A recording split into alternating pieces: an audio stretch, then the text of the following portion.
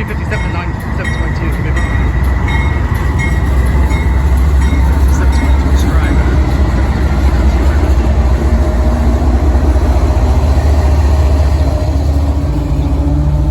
Yeah, this does not look good at all. He's got to pick up some.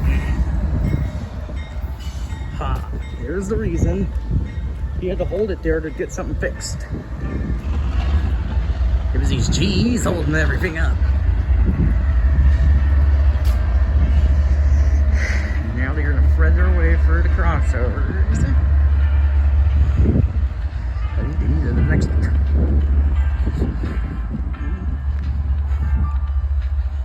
Yeah, figured as much, didn't you? They were just turning on the wall.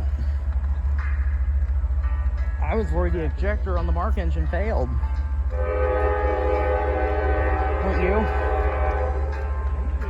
Because if that had happened, they'd have to send a freight engine to help. Yeah. This means when the Mark engine's crew goes to start off again, guess what would happen? Yeah. All 8 wheels would spin and spin. And then something just hit the